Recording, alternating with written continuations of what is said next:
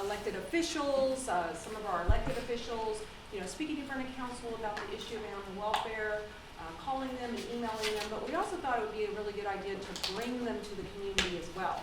So back in January, early in the year, we had the same panelists, and they shared with us kind of what their goals were for the year and where their hopes are of how they can help us address the issue we have more, and also how we can help them as well.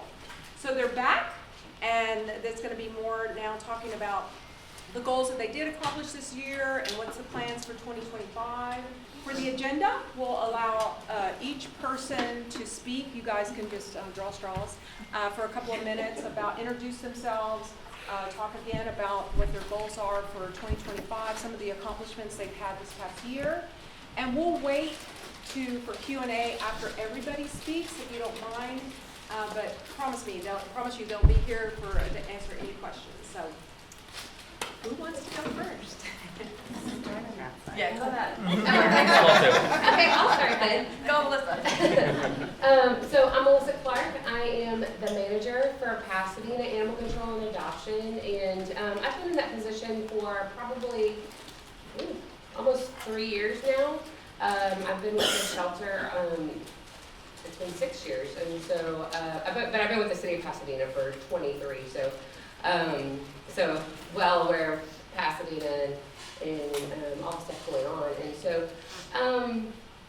so yeah. I mean, we have, as many of you know, we had a tornado in January of 2023, and so in February 13th, as a matter of fact, we moved back into our shelter after being out for about a year. And so we were all housed over at the adoption center next door, and so like all the people and the animals, we were very fortunate in that, like the day of the tornado, like right after it happened, I mean, I started getting phone calls. I was at home from the food poisoning, getting phone calls. Hey, I heard your shelter got hit by a tornado. How can we help? And people just started showing up, and almost all of our animals left, except the ones that could not leave due to being in quarantine. And so that was amazing, and the love that we even still feel now is just, I mean, because people are like, oh yeah, you got hit by this tornado, and how can we help you and everything, but glad to report we are actually fully functioning. We have some level issues, but we're fully functioning, and we actually started back with open intake for strays. We had been doing by appointment only. Actually, we had started that in COVID, but October 1st, we said, okay, we're going back to open intakes for strays. And so anybody who has found an animal in Pasadena, they bring it to us, we take it in. And we, and we're glad to help people, because when people bring an animal to the shelter, they do it in that they want to help, and to sit there and say, hey, can you take this dog back or this cat back? That is a little that puts a burden on them, and so we said, go, October 1st we're doing that. Now, owner surrenders, definitely still doing it by appointments. And so, and also giving them resources for rehoming and that kind of thing. So we actually have had in this past year, we have hosted 10 microchip and vaccine clinics, which was really cool. That actually started right after we were kind of started with Houston Pets Alive, partnering with them after the tornado to do those. And so this year we did 10. So far, not actually, I think we're done for the year. So probably in January we'll start doing more, but where we were serving over 100 animals per clinic, so that's over 1,000 animals served, and and we were actually getting to the point where we were just giving vaccines to some animals because they already were microchipped. So the big push with a lot of our shelters doing the microchip clinics, we're starting to see results from that. And so, and then we actually did a soft launch of a community cat program. We have been working with a lady who has kind of been doing it on the the down low for a lot of years.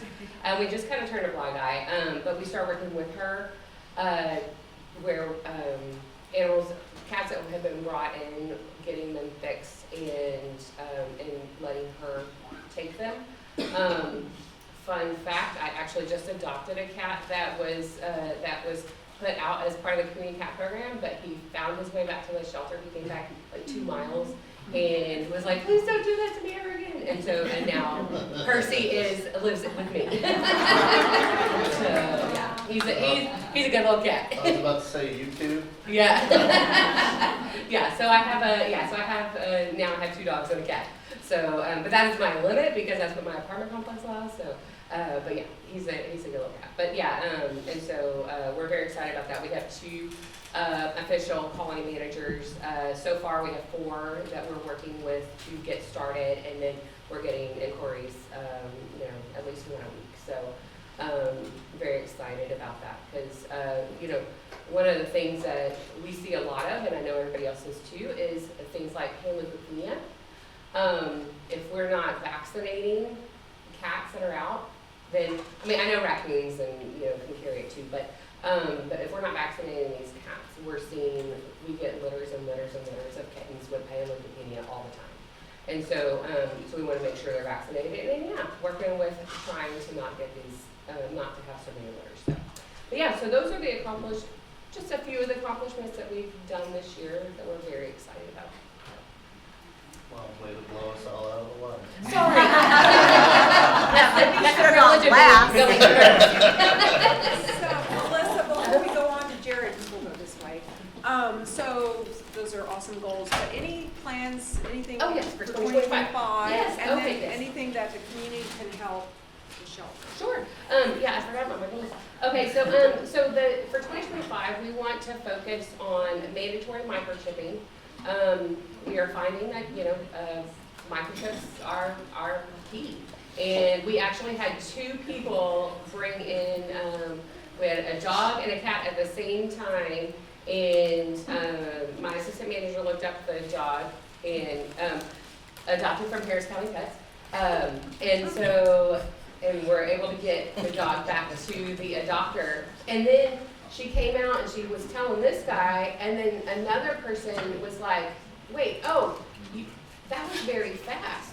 Can you look this one up for me? Because he had gotten a microchip from, I guess he went to a vet and got the CAT scan.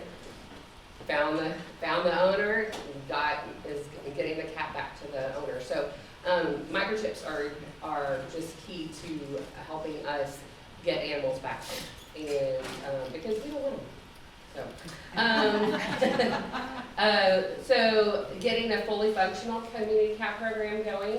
We have all the pieces in place. It's been kind of like my project, so I've been working on it in my spare time. And so, and getting one of my employees, getting her in there, getting her trained, and then we're actually looking to have a volunteer coordinator help us with that, so that's going to be awesome. And so we're going to increase the microchip and vaccine clinics to at least 1 a month. We actually found that we could do some inside for those months where it's a little cold or a little hot. We were able to do those with appointments, and so that was really cool to figure out. And then also open a pet pantry at the shelter. We don't really have one. But to help Pasadena residents for caring for their pets, and so that hopefully will help with the need for rehoming for some, and where we can have food and litter and all that kind of stuff for pets. So yeah, so those are our main goals for 2025. So we're excited. Awesome. Sounds like you guys are doing great. Thanks. My name is Jared Mears. I'm the director for BARK. I've been there since last November, so I just made a year. One of my biggest goals for BARK over the years, BARK remained kind of closed off to the public. We stopped intaking animals. That was a big push in order to maintain a certain live release number, right? Live release numbers are important, but so is paying attention to animals that are suffering on the street. And as an animal control officer for so many years, that's all I saw, right? So it was very important to me to open up access to Bark. I haven't been able to open it up as much as I'd like because live release is an important aspect of running a shelter, and I want to make sure that we're able to give every animal that we bring in a chance, a fighting chance to get out, get a loving home, get adopted, or get to a really good rescue. I did run into some challenges throughout the year. I had to end up getting rid of several rescues that were mass pulling from Bark without a plan, and we found a lot of our animals were winding up in really, really bad situations, and that's unacceptable to me. I mean, we can't allow it. So I made a couple of unpopular decisions and took a lot of hate for it, but that's okay. It's part of the job. So it's very important to me that these animals are winding up in good situations, not worse than where they came from. With that said, we're on track to take in about 2,000 more animals this year as opposed to last year. So that's good and bad. You know, a lot of tough decisions have to be made when it comes to euthanasia. We've euthanized about 400 more animals than we did the prior year, but there again, we've adopted about 460 more animals as of through November. I don't have December's numbers yet because we're not finished. But I would like to contribute that to a partnership that we forged with Houston Pets Alive. Is there anybody from HPA here? No? So they have came in and made a commitment to help us with our adoptions by adding signage. They're going to be funneling some money for advertising for Bark, for adoption events and things like that. So I'm really excited about it. Sorry, I lost track of thought. Call volume. So our call volume has increased by about 8,000 calls in the last 2 years. That tells us that Houston has a major problem, right? Our city is growing. I don't know the exact statistic, but our city is growing by leaps and bounds. People are pouring in here for whatever reason.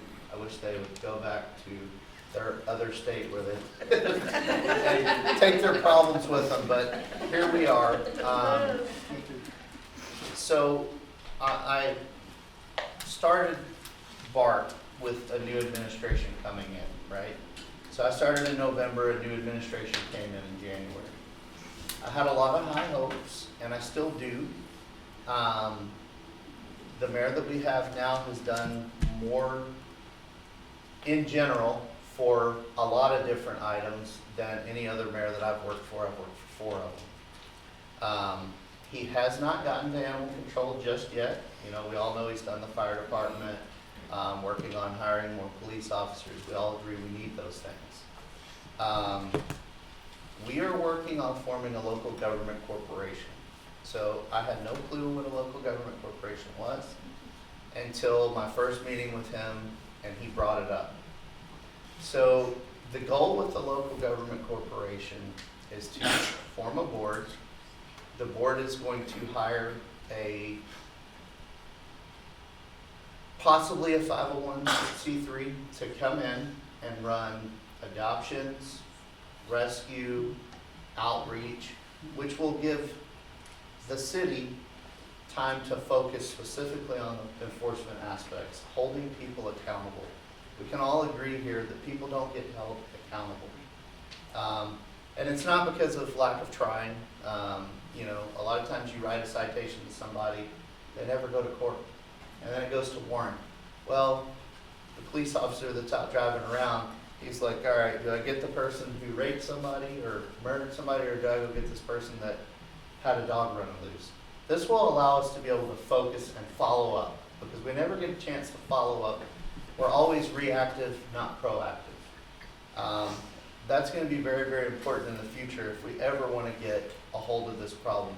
I mean, a lot of people say that the problem is so far gone that we're never gonna come back. I don't believe that. We just need a government that's going to be able to put the funding where it needs to go in order to take care of the problem, and I'm very, very hopeful that that's gonna happen. Part of the LGC's function is going to be to raise money.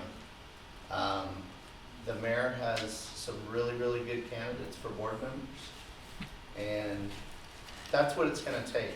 We need, Master Smack, we need, Tillman Fertitta or whoever, people who have good contacts. The city tried this once before, not in this fashion, but by forming a foundation. It really didn't go anywhere. Great people, but it just didn't really raise the money necessary. So I'm hoping this second time around, we're gonna be able to see some really, really big changes happening. Next year, I'm hoping to hire more animal control officers and expand. So we have the $47 million bond that you all voted for. I'm assuming most everybody here is Houstonian. That hasn't been spent yet. We had everything lined out to build a new shelter, and the new mayor placed a halt on it and said, wait, let's form this LGC first, let's do it right. Let's let the board make the decision. We may take some of that money and build a small off-site adoption center somewhere, maybe in River Oaks, maybe somewhere that's very attractive. But there again, we are going to build a brick and mortar shelter, more than likely at BARC, in order to house more animals. We have to. BARC is only answering 58% of our calls. That's unacceptable.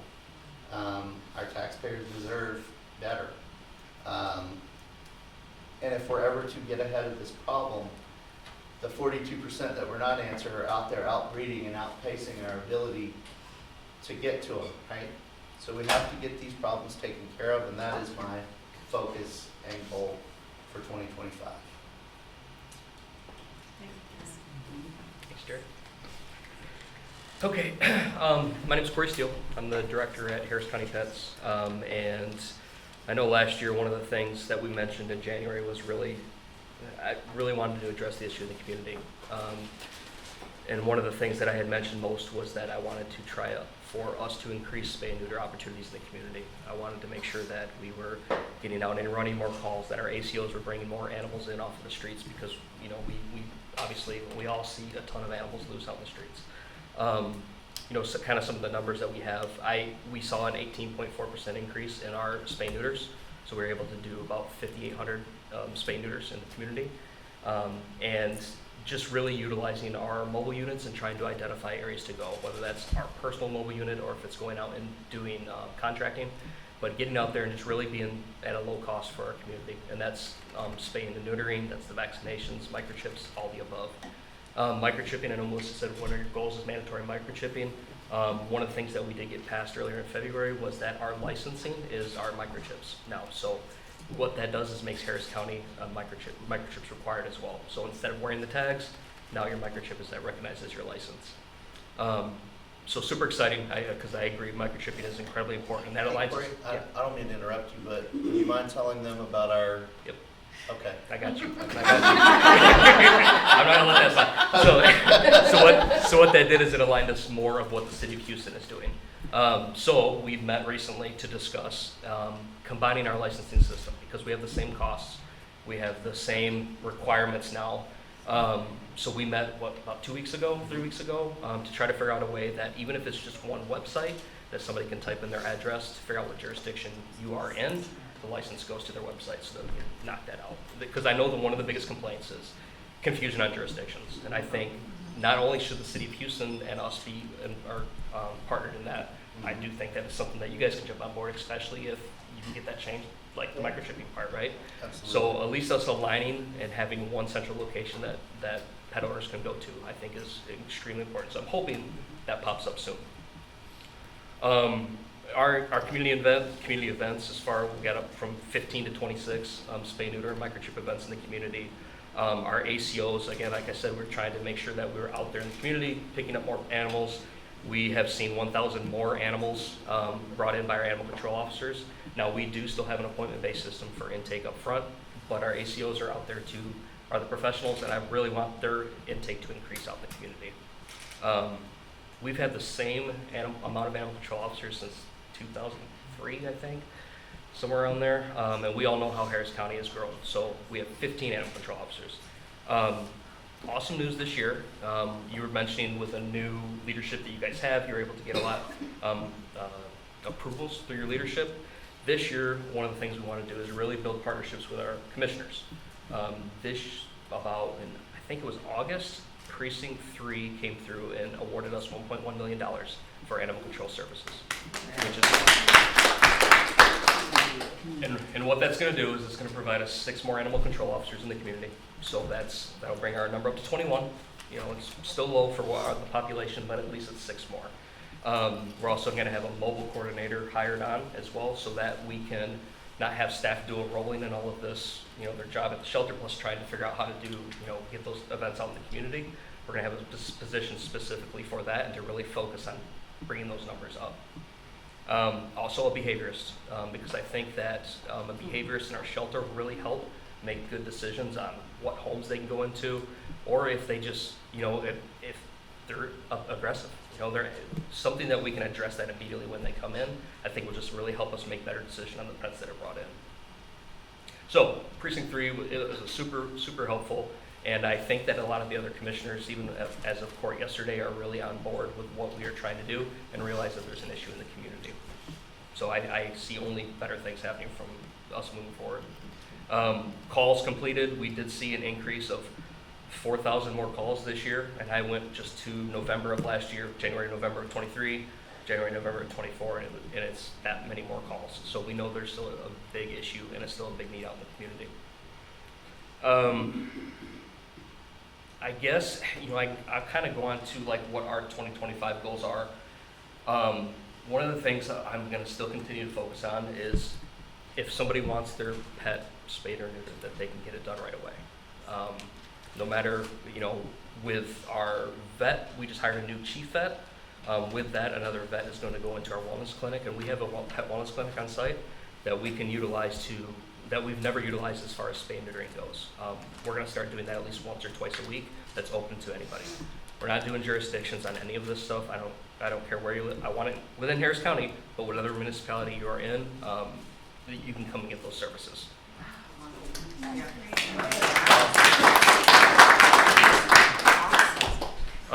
So we're going to increase that. We'll have that not only in the community, our mobile units, but also in our pet wellness clinic. So that's really to increase the traffic coming to the wellness clinic. I think improving our response times will definitely be able to achieve that. Right now we're at about we want to be able to, our priority 1 and 2 calls are our most serious types of calls that we get. We want to be able to be out there in the same day. We have officers out in the field 14 hours a day, but our response times are, you know, sometimes a week, 2 weeks for some of these calls. So one of our goals is we want to increase that from our 59% rate that we have right now to 90%. And I think that we can really do that with some efficiencies, redistricting some of our GOs that we currently have because they're, again, from 2003, 2004. And then with these 6 officers, I think that we're really going to push on trying to get out to our calls quicker and addressing those problems sooner. And then, you know, with getting school-based education, that is another big thing for us. You know, we all know what the culture is in the community, and I think getting younger generation and teaching responsible pet ownership, even if it only sticks to 2 out of 10, I think can definitely be beneficial. So we've looked into getting with the Harris County Education Board to try to get some pilot programs into school districts, because I think we got to try something else. I mean, we've been band-aiding this forever, and I think spay, neutering, and education is extremely important for what we do. Man, I know it's a lot, but I think, you know, those are our biggest focuses, and you know, and again, just like everyone else is set up here, we have a ton of animals at the shelter. Everyone's overcrowded. We want the best for all of the pets, and we want to make sure that when somebody comes in to adopt, that they are seeing our best pets available, ready to go home. We know not every animal can get a home, and it's unfortunate, but that's the current climate we're in right now, especially with this issues in the streets. So those were my things. I did forget to say something. So we did start, I'm sorry, a program where you can ride along with an animal control officer. So I know a lot of you folks have probably been out, you've seen, you've done, whatever. But I think it's going to be a little bit different because when people call us, they're usually calling about something really bad for the most part. And I'm sure all of you have seen really bad, but if anybody's interested, please talk to me afterward. We'd love to set you up.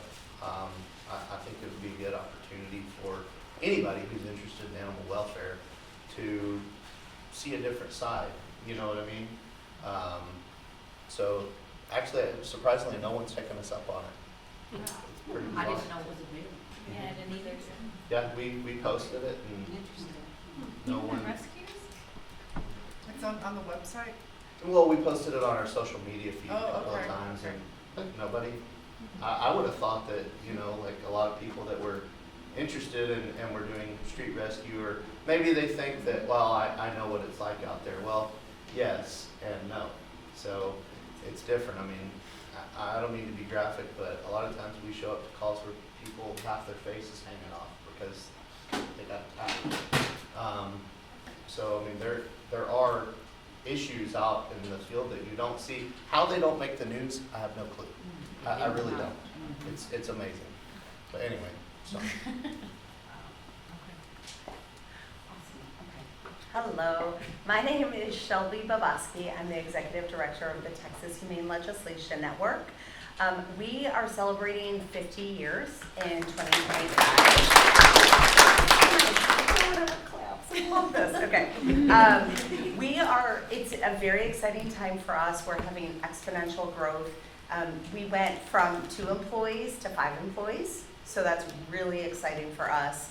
I love when people call and say, can I talk to your director of development or whatever? I'm like, you're talking to her. I'm a woman of many hats, but one salary. So, but I love my job. I absolutely love my job. And I was a volunteer for THLN from 2009 to 2019, and then I became the executive director.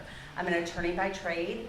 I love looking at policy because everything that they're saying, you can really look at through the lens of what policies are working and what policies aren't. I also want to say this, and I meant to say this before I started. Melissa, Jared, Corey, you have such respect from me, each and every one of you. Your jobs are so difficult. And these are extraordinary times to be a leader, and you guys are doing an amazing job. So I want to thank you, because I hear those numbers and it's unbelievable. And we're going to get to ACOs as first responders in a little bit. So, you know, this year, it was all about preparation for the legislative session, which starts very soon, January 14th. So I don't really want to talk about this here other than to say that while you guys are sleeping with your pets at night, myself and our team, we are up thinking of ways on how to pass bills to help what they're all going through right now, truly. And sometimes Texas is not a one-size-fits-all state, so sometimes people come to us and say, do this, and we can't do that, or we don't have the votes, or whatever. But we're thinking of ways to help. I do want to say that we have been successful because of our amazing partnerships, not only with everybody up here, but also I have to say Linda Robertson, she's the state director for Animal Wellness Action. She's in the audience, and they work on a federal level. And so what they're taking with the FIGHT Act with respect to cockfighting and dog fighting, we are going to implement it in a session in 2025. We also have Katie Krause here. We are having an explosion of exotics because of, in my opinion, ridiculous YouTube videos, like making certain exotics really, exciting, trendy, but they're actually incredibly dangerous and sometimes very unhealthy, and it's a public health safety issue. So Katie's in the audience. She also serves as our exotics coordinator. So anyways, but we will work with everybody because this is an all hands on deck session in 2025. And I'll explain why. First of all, raise your hand in here. Do you know who your state representative is? Raise your hand. Oh, this is awesome. Okay. State senator. state senator. Okay, all right. Well, shucks, you guys proved me wrong. Because I love when nobody raises their hand. I'm like, okay, this is why. But yeah, you guys are the A+ students. You all are, Houston and Harris County is incredibly important to THLN's mission because you guys have 30 state representatives out of 150, and you have 5 senators out of 30 senators. So you are by far the most important to our mission in 2025. We have 3 main bills we're going to work on, and then there's been about 3 bills that we're trying to help out behind the scenes. The first one, we call it the ethical pet sales. And this hits you guys straight on, and here's why. In January 2022, you all passed the Humane Pet Store Ordinance, and there were 6 stores that were selling puppies, and they could no longer sell them. There was a bit of a grandfather time, and all of them left, but Petland Bel Air. And they went ahead and operated for 8 months. They racked up over $30,000 of fines, and they actually made Bark go there every week and give them tickets. Bark has so many other things to be doing, but yet they had to go down and get those tickets. Well, finally they stopped selling dogs, but guess what? You have Webster, you have Katie, and you have Shenandoah. And so why did we end it here in Houston, but yet all these other places can do it? So the ethical pet sales bill will no longer allow the sale of what I would call designer mutts for thousands and thousands of dollars for a variety of reasons. We would love for you to go to Harris County Pets and Bark. When I visited Bark, I think I saw 7 sets of puppies there. Wonderful, amazing puppies, right? If you want that Schnitzer Doodle Poodle, or whatever the name of the breed is, you can get one at your local breeder. So we really want to end the puppy mill pipeline. I can go to our website, you can see we know exactly where these animals come from, sorry, puppies and kittens, through their certificates of veterinary inspection. And they're coming from the Midwest. And they're coming down and they're being sold in your stores. Let's help these guys, right? Because we know that several of them have been either dropped off at shelters because puppies are difficult, right? Or they're sick, or sometimes they die. Next one is spay and neuter license plate funding. We passed a law back in 1997 where $21 of the animal-friendly license plates, I'm sure you've seen the cartoons, goes directly to a spay and neuter fund. Well, we need to fix that fund, make it easier. The application right now is 45 pages long, just for a snipping of a dog and cat. And so we have found some very enthusiastic Republican legislators that want to cut that bureaucratic tape. Is that a word? Bureaucratic tape. So why does the application have to be so difficult? We also are looking at ways to really market this license plate program. We are one of 14 states that have this, and it is a great way to get you guys spay and neuter funding, but we need to make it easier. So we're looking at other states and seeing how they're doing it. So we're really revising this amazing law that we've had, but who here knew about the animal-friendly license plate? I mean, we have people working at some of the shelters and they didn't know about it. So we need to fix it. And then last, but one of the most important is access to vet care. So this is called the telemedicine bill. So right now, if you have a relationship with your veterinarian, you can go and you can have telemedicine appointments. That means virtual. And the problem is you can't do it if you've never seen your vet before. So what we're trying to do is open that access to veterinarian care. And again, the veterinarian has to be a Texas licensed veterinarian, but we think that this will open up vet care for our state. We have 30 million people, we have 18 million pets, and we have 5,600 veterinarians. And there are counties in South Texas and beyond that have no veterinarians. They have none. And so we need to be able to open this up. There was an amazing Fifth Circuit court opinion that came out this summer, and the best quote from it is, why can we have telemedicine for Uncle Bernard but not your St. Bernard? Because telemedicine is completely open to humans. Why aren't we doing that for our pets? So that's our other bill. We've been working behind the scenes on some other bills. We understand that there might be a bill to basically decriminalize cockfighting. We think that is very bad. And so we're looking into that. And also bats.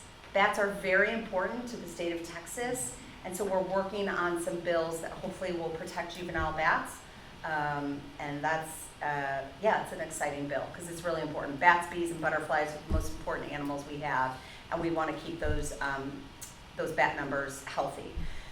We also are looking at a bill that is very near and dear to my heart, and it is animal control officers as first responders. Right now in the state of Texas, field officers are not considered first responders.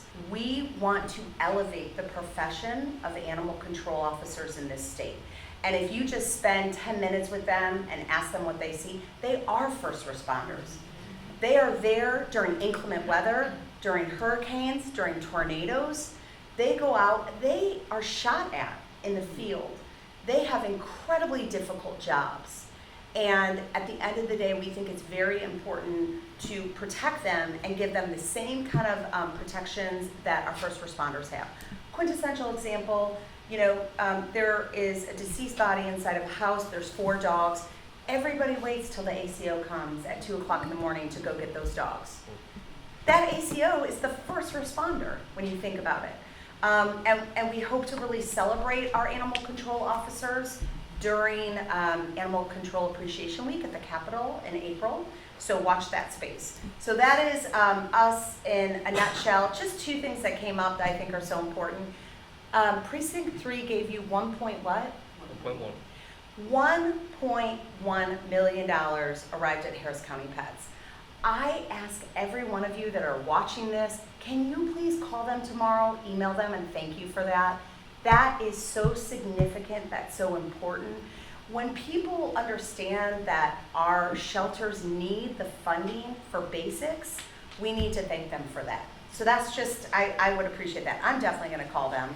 And then what Corey said about education, we have a junior advocates program. We are growing it exponentially in 2025. What we've learned is that legislators really like to talk to kids. And we have incredibly intelligent kids that want to go down and talk about our bills. And I'll give a quick story. We have this junior advocate that called me. He is applying for a talented and gifted school.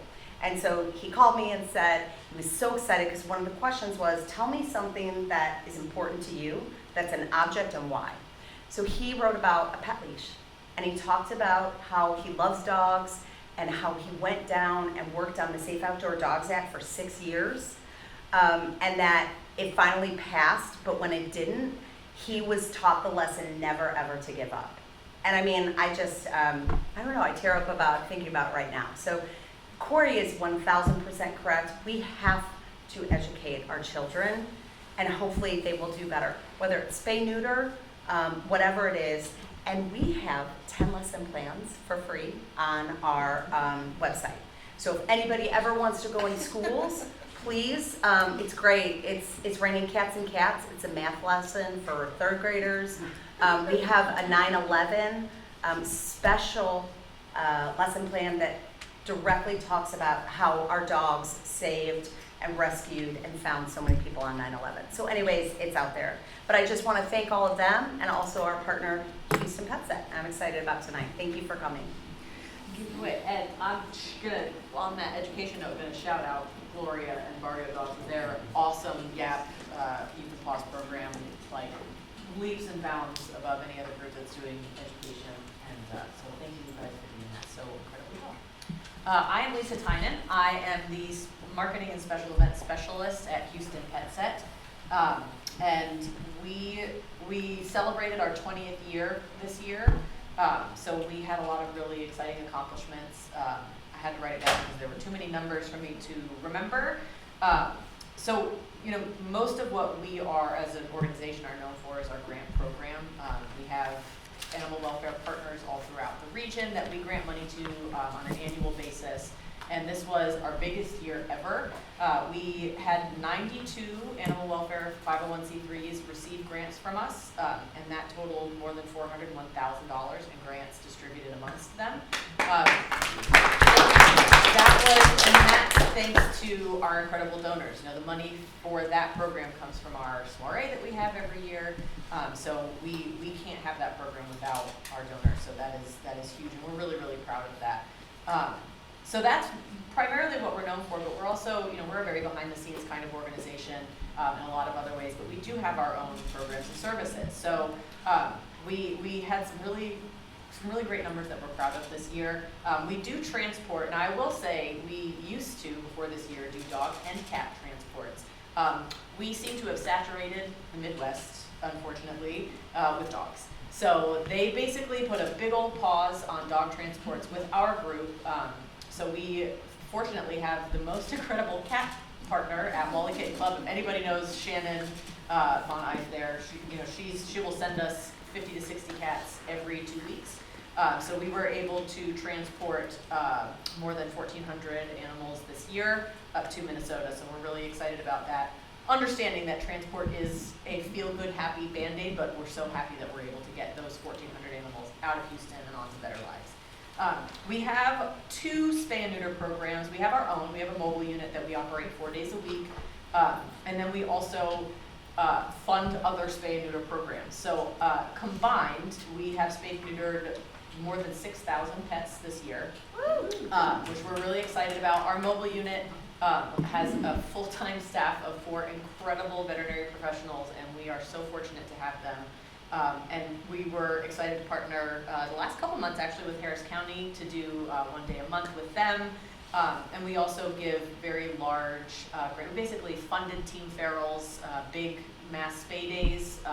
So we did several hundred, actually I think over 1,000 animals with them. And then some smaller groups with Jenny's Rescue Ranch. We truly believe that spay and neuter is one of the linchpins of solving this animal welfare crisis. So we're really excited that we were able to stem the tide of animals being born with those 6,000 surgeries. This last year, for the past couple of years, we have been doing quarterly microchip and vaccine clinics. And those have been hugely successful thanks to our unbelievable volunteers who come in and spend 4 or 5 hours microchipping and vaccinating between 800 and 900 pets just in one go. This year, because of the way the timing worked out, we weren't able to do our 4th one because it was going to fall around election time, and no community centers had any space for us because they were all voting, which I 100% appreciate. But even with only doing our 3 major events, we were able to microchip and vaccinate 2,700 pets this year. So we're really proud of that as well. There were some smaller scale, at some of our partners, whoever shops at Pet Supplies Plus, we have done them there. We also were able to donate more than 500 microchips to other groups doing their own microchip clinics. So as everyone has said, that's so key. Actually, I was at Harris County today talking to one of their awesome ACOs, Rudy, and he was talking about the fact that just today he picked up a dog, scanned it, it had a chip, and he was able to take it home that exact moment. The return to field is so important. And return to owner in field, I don't know how you say it, official, something like that. It's really, really vital to keep those animals out of the shelters. The other thing that we do, which is my favorite thing, if I had to pick, we, in addition to granting to other 501c3s, we also do grants to pet owners. It became a focus kind of over the last 2 years for us that keeping pets out of shelters, if they have a home, was the best thing that we could do with our money. So what we've been able to do through really phenomenal donors who will donate just to this is if somebody has taken their pet to the vet and there's something wrong that they can't afford to fix, we can grant them anywhere from $250 to $2,500 depending on what the issue is. And they are able to afford that veterinary care and keep that pet. Once upon a time, if someone couldn't afford vet care for their pet, they were vilified and they were told, you don't deserve this pet, you should surrender it and we'll take care of it. And there's no reason for us to be taking an animal out of the home if it has a home that loves it. So this year, to date, and there's still a couple weeks left, so this will go up, but we've spent $170,000 in emergency grants to OP Pets. That includes veterinary care and emergency funds. So right, literally today, we like I said, we were at Harris County because we have sent 85 insulated dog houses that will be distributed by their ACOs in the field. I think we're sending to y'all and y'all, everybody gets dog houses. But again, we have really amazing donors who believe these pets have families who maybe, for one reason or another, can't provide the care that we would all consider to be, bare minimum.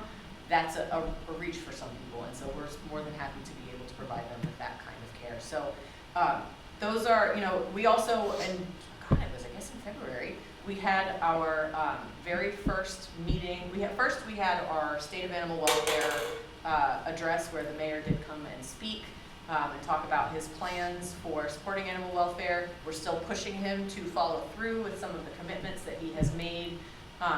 But it was a really exciting moment to be able to have animal welfare be front and center with some of our elected officials. And that same day we had our first meeting of our Shelter Director Coalition. So we basically decided, because we had nothing better to do, we really wanted to gather municipal shelter directors together in a room and say, what do you need? How can we support you? How can you support each other? We always like to joke, dogs, cats, they don't know jurisdictions. They don't know county boundaries. They don't know city boundaries. There are dogs that show up in Pasadena that were adopted from Harris County. So there's no reason that all of these amazing directors shouldn't be talking to one another and using each other's brilliance and access to resources. So we basically, we brought everyone together and let them kind of run wild with it. And we're providing resources where we can, but mostly we're just really excited that everybody is talking and sharing resources and even talking about where they buy their uniforms from, like things like that seem really minor, but are also just, it's such a wealth of knowledge amongst this group. And it's 12 municipalities that we have gotten together in one room, virtually and physically. And that extends from here in our big, gigantic Harris County all the way out to LaPorte, Rosenberg, Missouri City, and all the way out to Mont Bellevue. And we really want our municipal directors, our municipal shelters to know that they have a very committed advocate in Houston Pet-Set. We fully support the mission of public safety. That is what we pay our taxes for. Everything else is secondary to that as far as we are concerned. And so we're really happy that these conversations are happening, and we hope they continue to happen for a very long time. So for 2025, we plan to keep that going, providing resources where we can. And then obviously we want to continue our partnerships. We call our grant recipients partners because it is a two-way street. Yes, we are giving you money, but this is an exchange of goods, right? We expect you to keep doing all the good work that you're doing in the community, and that's why we call them our partners. And through that, we really have this incredible network of people in the community trying to solve this crisis together. So we would like to continue with our spay and neuter partnerships with BARC. I should have mentioned most of our funding for our mobile unit, actually I think all of it at this point, comes from the city of Houston. And then, we also work with Harris County. They are able to subsidize some of the costs for that. We also have wonderful private clinic partners where we effectively have not even a voucher because they make the appointment with us, but instead of taking their pet on a mobile unit, they're able to take it into a vet clinic, and that removes our jurisdictional requirements. If it's during Sunday through Thursday, they have to be City of Houston. Sunday through Wednesday. If it's Thursday or Friday, they can live anywhere as long as they're willing to drive, and we're really glad to be able to provide that service for them. $20, their pet gets fixed, microchip vaccinated, and 1 month of heartworm and flea prevention. So we were going to continue that and hopefully grow that program as well. And then we're excited about starting our year with our vaccine and microchip events and going to new jurisdictions that we have not been to before. We will be having one, with Harris County. I think we're still doing one with BARC in the city of Houston. We are going to be going out to LaPorte, which we're very excited about. A lot of these, we've gotten to walk through these teeny, tiny little municipal shelters the size of this room, and they have such incredible and dedicated staff. It's funny, the smaller they get, the longer the people have worked there. They've worked there for 40 years, and it's this small town, wonderful feeling, and we just have been so privileged to be kind of let in behind the scenes and see all the incredible work they're doing with bare minimum resources. They are making do with nothing. And so we're we're happy to continue to help them and support them through that. So that's kind of what we've got going on. I mean, we obviously are thrilled to partner with Texas Humane Legislation Network and support their mission and advocate where we can and encourage people to get involved and vote and call your representatives and all that good stuff, because, you know, we have to educate, we have to legislate, and we all have to work together to try and solve this dang crisis that seems to just be sticking around and not going anywhere. But I joke that these are our A+ students, but obviously if you're here, it means you care more than the average person. So thank you so much for committing your time on a Wednesday evening at 7 o'clock. You have any number of other places you can be, so we're really grateful that you're here. Thank you. Thank you. Well, thank all of y'all. Shelby came all the way to Dallas, so thank you so much. So this is valuable people here, and so we're going to open it up for Q&A, and just feel free to ask. You can direct it to a particular panelist or in general to everybody. So does anybody have any questions? Yes. I do, thank you. This was so helpful. And to hear so many different groups coming together. I volunteered at a few rescues, and you see animals return and coming back sometimes in horrific shape as far as emotional. And then if you don't have a behaviorist on board, they end up going back, being sent to park and, you know, possibly being euthanized because they're not adoptable. Is there anything, and this is probably far stretch in the future, anything in the system that before they're adopted, and I know some rescues do a better job of screening than others, and some are just trying to get them out of the rescue, to check that these people don't have a criminal background. That is not done. And, you know, I've asked, and I know it's probably a big feat, but I think that is something when you get these notifications and organizations are asking for help, and you hear the story about an animal coming back, it's a repeat offender, whether it's using them for bait, whether it's just they have a sickness and they're abusive and they need something to abuse. Is there any work being done on that you've heard? And I'm not pointing it at you, but just in general, have you heard anything that anybody's looking into that? There is not a universal blacklist that I know of.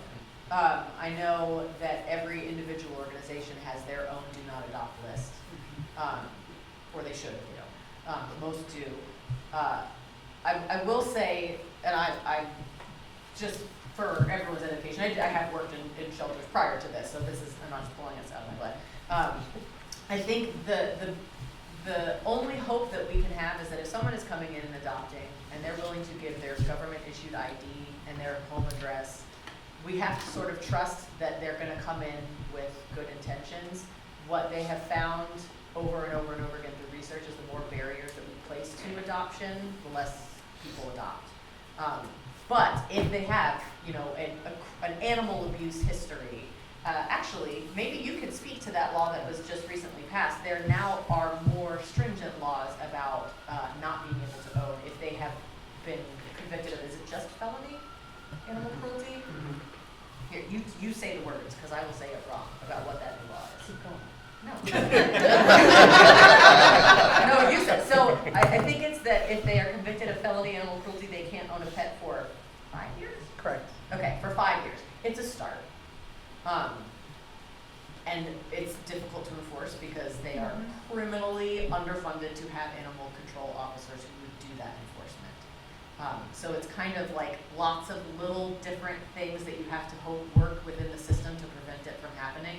But with the number of animals that are coming in through the system, there are going to be ones that you think went to a perfect home, and somehow that home ends up not being what you thought it was. But you know, the little little safeguards that are put in place are hopefully preventing more of this from going wrong than is going wrong currently.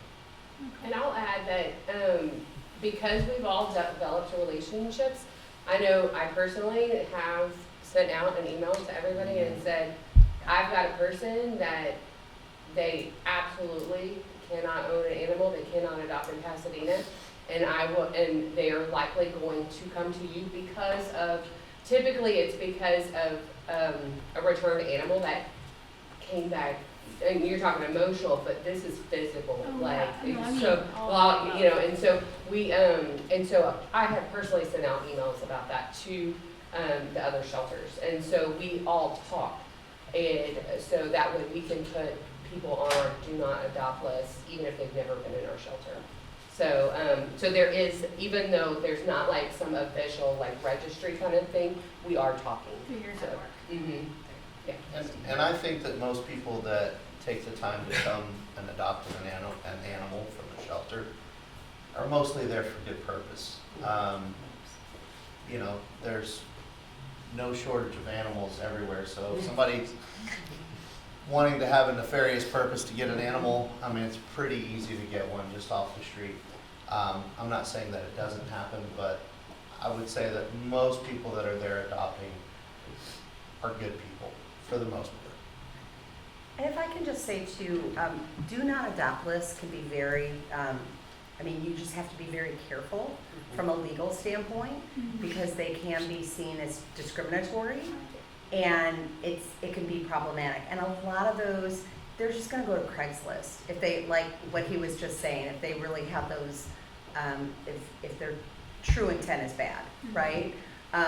What I've seen through a lot of shelters in DFW, where I'm from, there's a ton of coalitions, and there is conversations, just like what she was saying, like you cannot adopt to this person.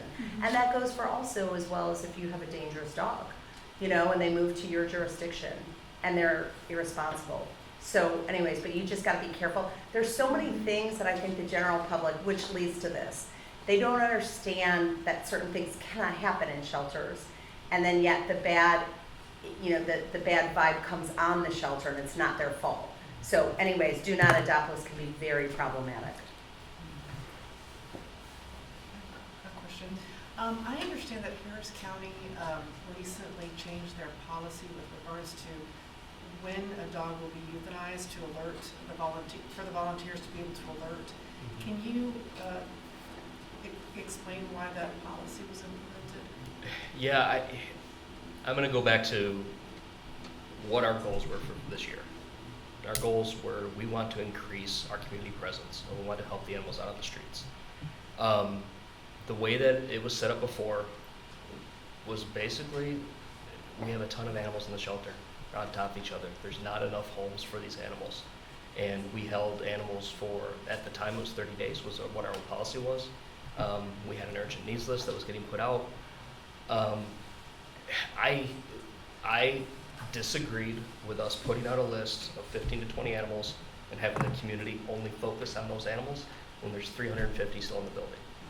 What it was doing, it was not only taking up our staff time, it was allowing all of these animals just to pile up in our shelter. And that's even with a 13% increase in adoptions last year. So we have to manage what the population is in the shelter, and nobody likes euthanized animals. I can tell you that right now. Nobody in this business is at a shelter because they want to euthanize animals. It's not the fun part of it. But something had to change, and we needed to drop that mandatory hold for a pet from 30, and we chose to do the 15 days. I also have one follow-up question, which I remember I'd done volunteer work at Harris County in the past, and the new shelter is great. And one of the things I was really impressed with was the, believe it or not, the dishwasher. because when I was at Houston Pets Alive, I was doing some volunteer work there, and it was during the hurricane, and my dishwasher broke because I got flooded, and I had to wash by hand, you know, at the Stella Link, when they were at Stella Link. Well, when I went to the new shelter and I got to help wash the bowls, I was like, oh my God, this thing is wonderful.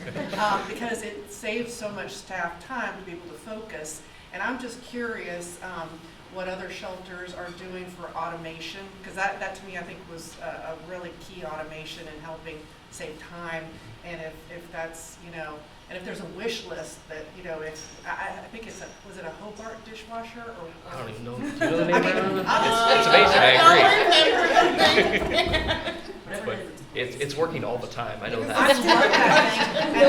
And I really want to actually focus maybe some donations with shelters that may need that because of the fact that it gives time back to the dogs. Oh, I that was need to- also impressed with theirs. When I went to go tour their shelter, I was also impressed.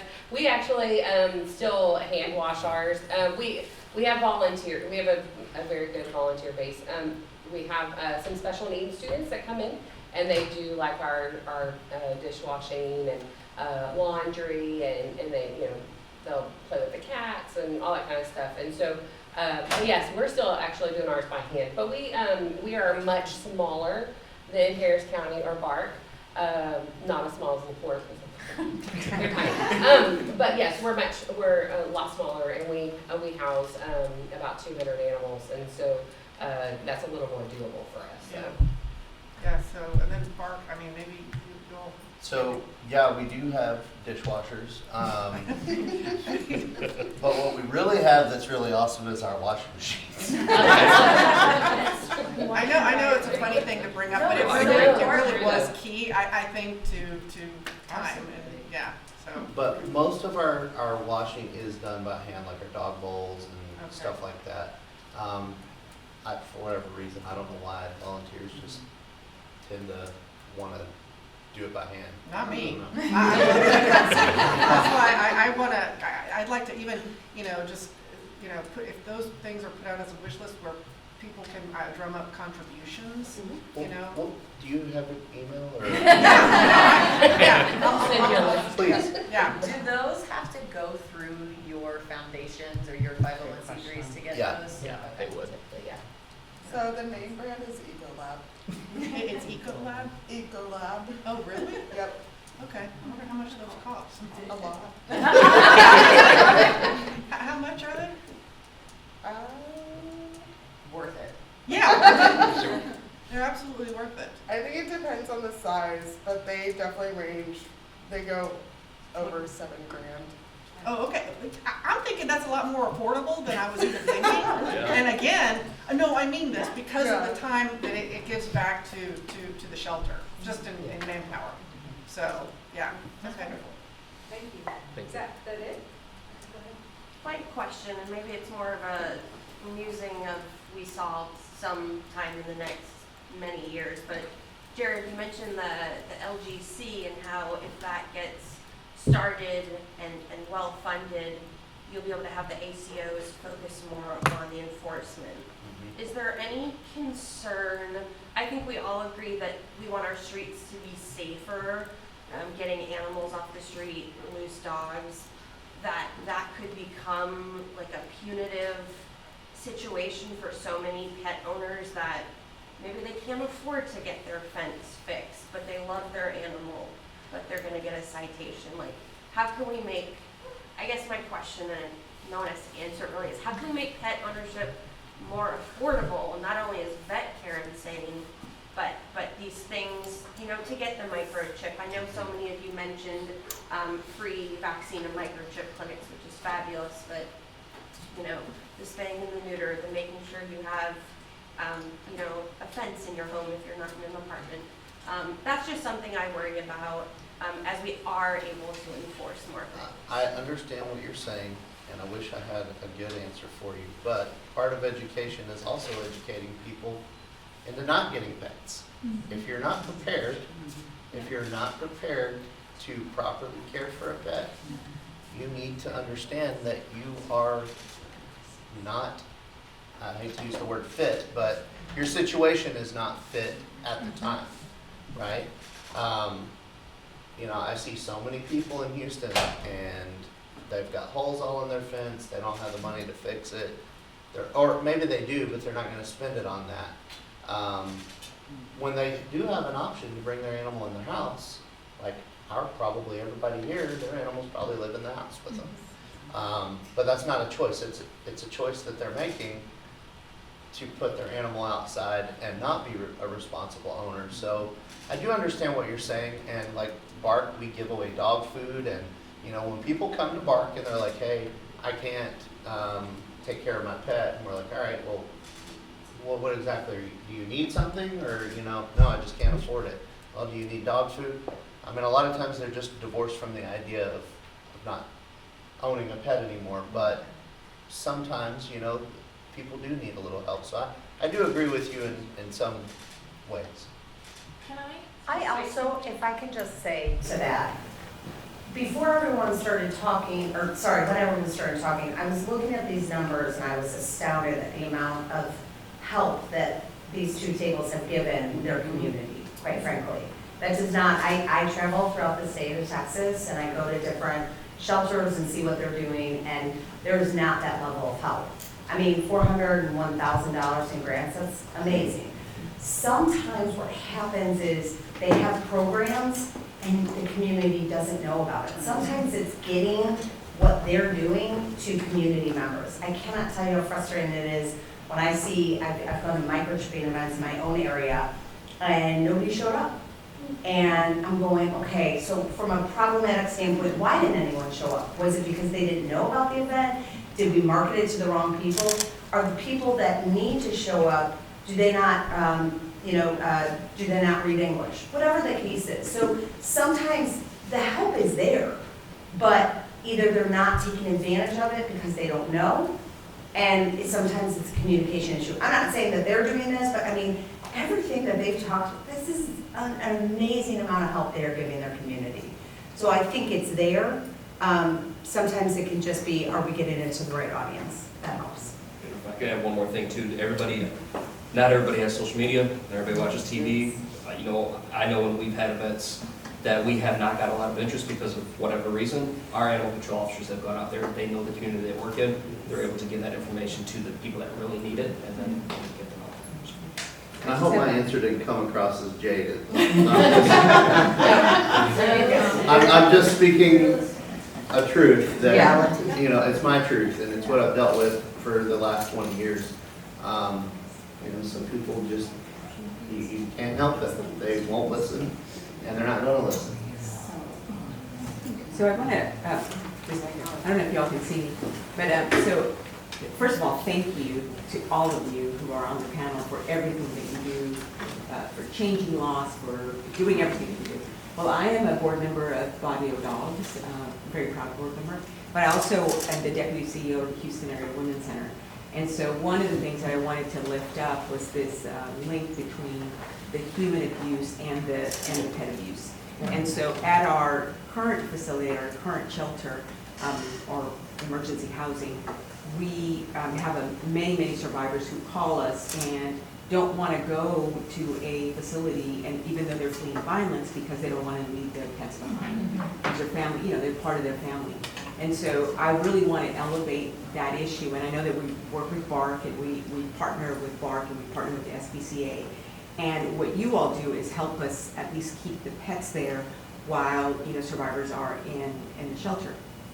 We are in the process of finishing up a new facility that is going to triple our capacity in more apartment style, sort of like living arrangements, where we are hoping that we can develop a program. Obviously it's going to take funding, where survivors can bring their pets with them, and the pets will be, our apartments will be pet accessible. And I think that's very important. So I really want to elevate that issue, that is an issue in our community that is also a problem. Domestic violence is an epidemic in our community, and pets are included in that She as needs well. to start a link group, right, Yes, Shelby? yes. The link group, I'm very familiar with the links. Okay. The other thing is that, Barrio Dogs we're in partnership with Barrio Dogs because they're gonna come in to our facility for both the people who live there and the people who don't live there to work on education, because we are also very interested in prevention, right? So because we wanna make sure that especially our children, but also our adults, understand how to care for animals and just have that education, and who better to do that than Barrio Dogs. And there's very much a whole lot of alignment with our missions there. But I just really wanted to elevate that issue. That is something that we're going to continue to talk about, because it's very important, and everybody deserves to be safe. People who are fleeing domestic violence, and that includes their pets. If I can say, in 2011, Texas passed the Pets in Protective Order law. So please let everybody know that their pets, it can be a goldfish, it can be a mouse, they can include that in the protective order, and that animal sustains that protection.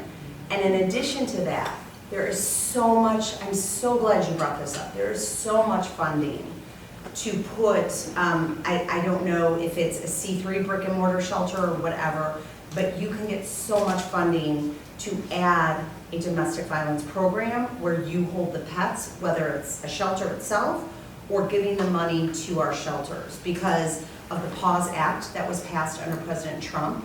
And they just upped the amount to 3.5 million that now they're giving out. So I'm just, come to me, I'm happy to help you with funding, but please get that out there because I've talked to judges before and they're like, you can't put, animals in protective orders. That I'm is- like, yes, you That can. is something that is wonderful. Thank you for all of the work. I mean, everybody has done work, including that, and including pets and protective orders. One of the things that we want to do is make sure that our apartments that we're building are going to be pet friendly so that we're able to have survivors bring their pets with them. That's going to take money, it's going to take partnerships, and so, and there's already programs, the whole link thing is wonderful. We're modeling it, there's a program in New York that we're trying to model from, we're trying to copy that. And just to close the loop on that, those pets are the most vulnerable. Yes. Because I teach animal cruelty to ACOs, LEOs, prosecutors, and all of the cases always start with, they're always going after the pet. And so to have the knowledge that you can leave and you can keep that animal not only protected, but then you are the second step, safe while you're getting whatever treatment or help wherever you are. Thank you. And the one in New York also provides support, like therapeutic support to the animals because they're also traumatized. And so it's a wonderful program that we're hoping that we can bring. Thank you to Gloria for agreeing to be part of our education program. Is there a fundraising campaign that you guys are doing now? We're going to start, but I just want to elevate, and we want all the partners that we can get because we want to Can you let Gloria know so that maybe, if you can share it with us, we will share it on our social media. I think between all of us here, we have some pretty big followers and people would donate. And yes, for that. we know that there's funding, we just want to make sure that we have the buy-in from the community. So we're gonna go ahead and close out the Q&A portion, but they're still here. Hopefully you guys will stay around a little bit longer and that y'all can ask more questions one-on-one. We're gonna do a few drop rules, and if y'all please